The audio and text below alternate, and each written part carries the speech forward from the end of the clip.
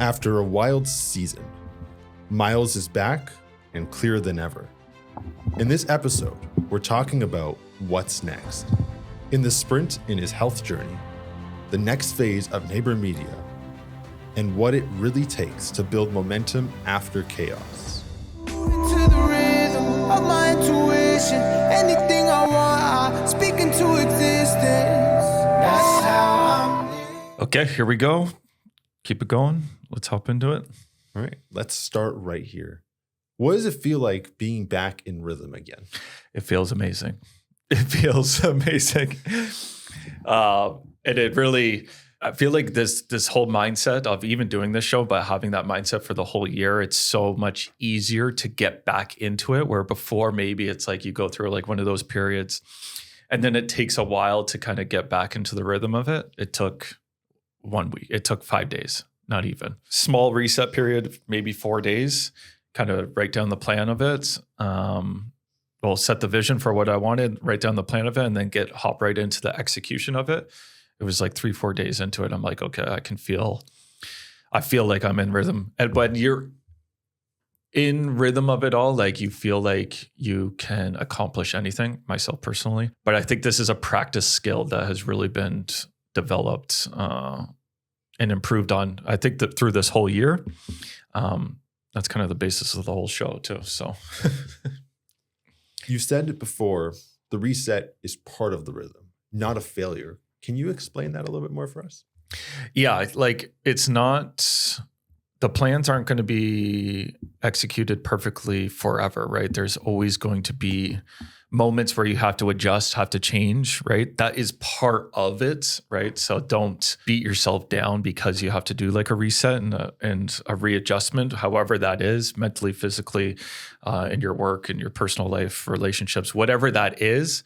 Give yourself the grace that you can have a little bit of a reset period, where before, maybe a couple of years ago, it'd be like the downs would be too down and it would take too long to kind of rebuild and kind of get back into it and start building momentum. But now that it's like built into the whole life philosophy that I live by, you know that it's a part of it too. So 1, you accept it.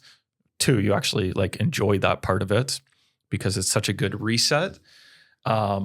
So I definitely don't view it as a failure. It's just a part of the whole picture. Last episode, we mentioned the 8-week sprint. What's the plan for that, physically, mentally, and creatively?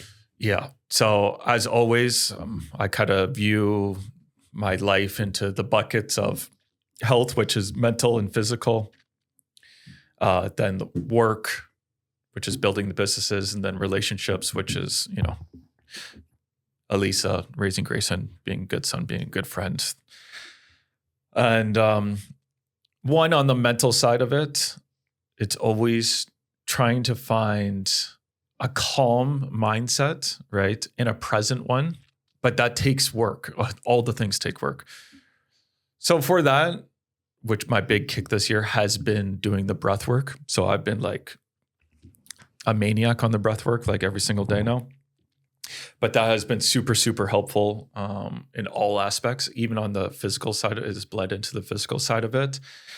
So on the plan is be consistent on the breathwork side of it, and as well be consistent on get good sleep. That also then bleeds into kind of the physical side of it, which I've kind of adjusted what I want to do in that world, which one, I want to be kind of resilient from a nervous system standpoint. That kind of helps with dealing with stress and capacity. If you have a resilient nervous system, that's also a breathwork thing there too. And then as well, kind of body-wise of it, I'm really now focusing on the cardio aspect in fitness, which I'm now including into like the weekly rhythm, which is zone 2 cardio, right? Kind of consistent at this heart rate level. And then as well, like zone 4 and 5, like high intensity interval training. Like those are the 2 big additions into it, right? I'm 1 week into it, but I already know that it's going to be strong. Build like strong heart, strong lungs capacity. that also helps with the nervous system part of it. And then as well, the strength training, but I want to becoming more durable is kind of the word that I'm using in my head, which is really like build a strong body so I don't get injured, really. Like to be able to do everything, all the things that I want to do, play golf, play hockey, play sports, whatever that is, be strong, play with my kid, things of that nature. Kind of that is in that bucket now. And really now I had mental and physical really separated out. They're now kind of coming more together. So really, it might change to just be like health, work, and life or relationships. We'll see. Maybe there'll be a 2026 kind of rebrand of the whole, how I think about it. And then on the relationship side of it, again, I want to be there for Elisa, be a good husband, and then as well be a good dad with Grayson, which is really just be helpful, be present in those moments. Don't be selfish. And then on the business side of it, which, I'm a businessman. So like that part like really gets me going.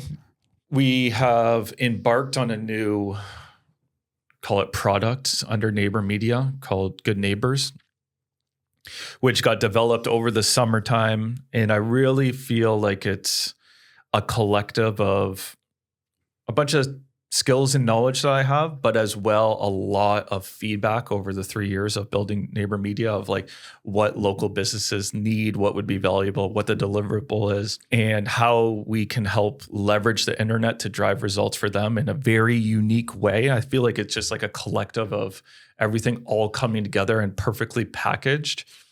And it's super, super exciting for one to have that come to life and then as well launch it and then start to get the feedback.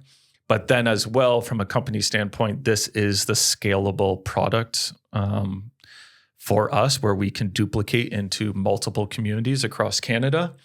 So that's something that's very, very exciting. And I am obsessed with it. And it's fun to, I don't know, really find that perfect vein and have something to obsess over. And it's taken over my life. What are the key non-negotiables you're locking in for this next phase? Yeah. Breath work, gym 5 times a week, but inside that, doing the zone 2 and the zone like 4 or 5, having those in there. Integrating saunas there, stretching in there. Just being more intentional on the gym side of it, and then focused attention on the work side of it, right? Like don't get distracted by shiny objects. Really, really execute on the plan that I've set out. Those are really the non-negotiables, and those are the non-negotiables to then hit the goals that I have set out to achieve for myself. All right. Why do you use sprints instead of long-term resolutions? I think it's just because I like a beginning, a middle, and an end to something. Obviously I have like big macro goals and dreams and vision, right? Long-term things. But sometimes if the goal is too far out there, like a 5-year goal or something like that, the way to achieve that 5-year goal is to break it down into yearly goals, to break it down into quarterly goals, to break it down into monthly goals, to break it down into weekly goals. And I like breaking it down, right? Set the goal and then reverse engineer of like how to get it. And kind of, it helps me focus intensity when I have those sprints like that.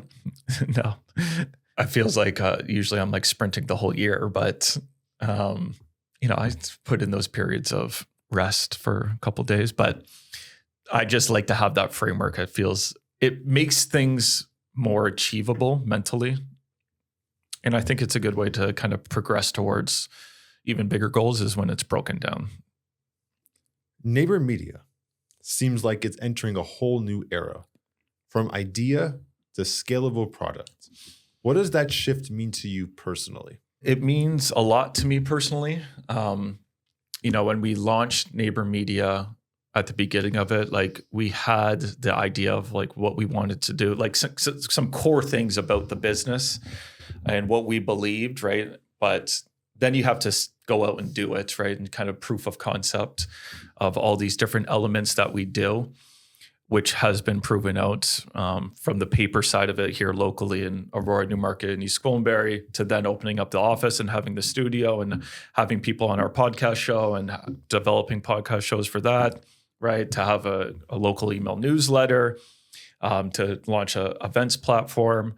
And then on my kind of area within the company, I was always like the internet guy because I had built businesses leveraging the internet. And like, I always wanted to figure out what's the best way to create a product, a service, whatever that is, to help the local business owner leverage the internet in a valuable way, a unique way, something that was different, not just like classic agency stuff. That was always like my pursuit. And then we went out and pursued it and learned a lot. And, we were finding results over and over again. But then through that, you kind of start to iterate on what it is exactly. And I feel like something clicked in the summertime. It was like the end of June, early July, where kind of what the full picture of it looked like. And it was super exciting. And then like anything, you have the idea, but you don't really know until it's in the real world. So it worked over the summer. From idea to reality, kind of V1 of it, then kind of sold it to the opening partners, and then really launched it in September. And then to see the feedback happening this early on it has been incredible. And then as well, knowing that it's something that can be duplicated, because if it works in Newmarket, it will work in Aurora. And if it works in Aurora, it will work in Barrie. And if it works in Barrie, it will work in Kingston, and it will work in Guelph. And I think it will work in any community that has like over 30,000 people. And I know that's something that is completely unique, doesn't exist out there. And as well, too, all the tools, like all the AI tools and all that are at this level, which even gives us the ability to deliver everything for a price that the actual local business can afford. So it just feels like all the stars are aligned on this one. And I don't think I have ever been more excited for like a product than Good Neighbors. You've called it your obsession.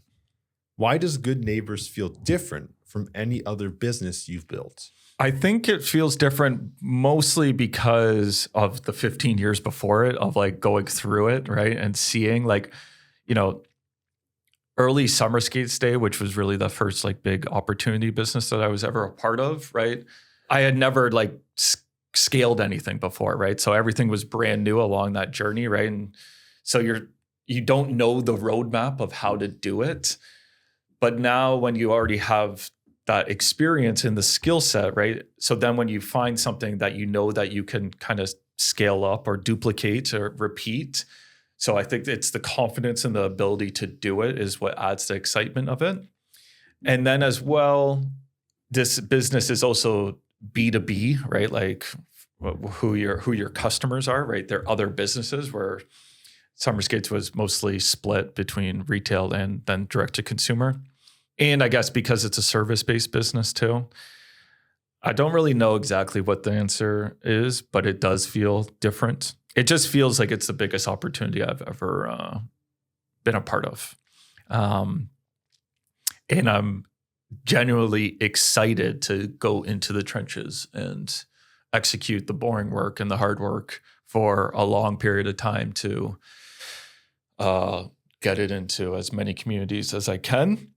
And as well, too, I also know that this next chapter, I'm going to learn a lot, because what is needed for that to execute is something that I haven't done before, which is essentially like build team or teams, right? Like a lot of the time it's like, I can create something, make something, and I'll do every single piece of it, right? But you eventually get capped out at a certain point of it, and having the awareness of that. So even how I'm building it from the start is through that lens of like, no, Miles, don't just do every single element of it yourself, because then you'll get stuck. You'll be the bottleneck.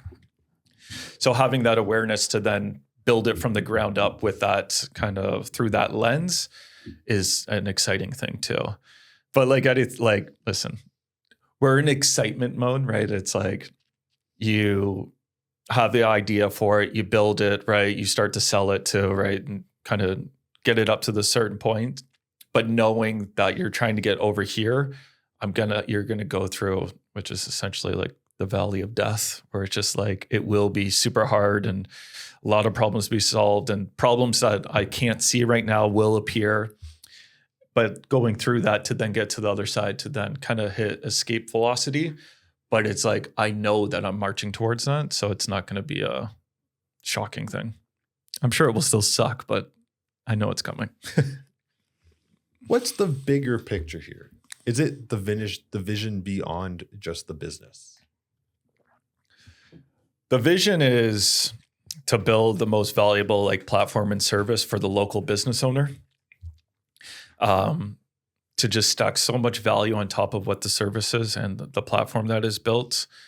And I want to be connected to thousands of local Canadian businesses through this vehicle. That's what the vision of it is, right? Like, I want the story to be like, in 5 years from now, it's like, oh yeah, no, we have 5,000 monthly partners that are all the local business owner. It's like this big thing, but it's really at the granular level of hyper local, right? Like the local financial advisor, the local caterer, the local contractor, the local plumber, right? But it's like there's one of those in all these communities. So that's kind of the vision for it.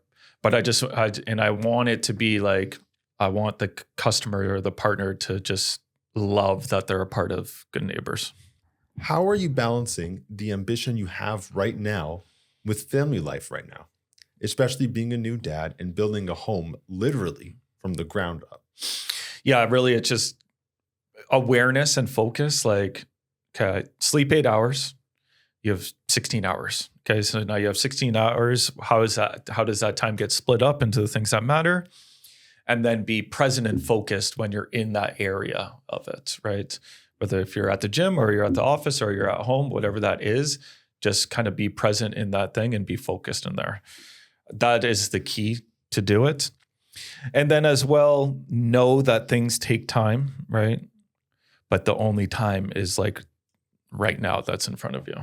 So it's really, I think it's an experience and awareness thing to have the ability to do that. Do you see these worlds as competing or connecting? Fully connected. I think that's the only way. For me, that's the only way that I can do it, is to have everything fully integrated and working harmoniously. That's when I'm at my best. That's when I enjoy it the most. Now, it's not always easy to do that, but it's something difficult that's worth pursuing, because that's when energy's at the highest. That's when I think everything is clicking. And that's when all areas of my life are being fulfilled, right? If one of those is dragging down, like, it will affect the other ones. So you have to have them all working together and integrated and connected. This isn't a comeback. It's a recalibration. What's one thing you're recommitting to before the year ends? Drop it in the comments and let's finish strong together.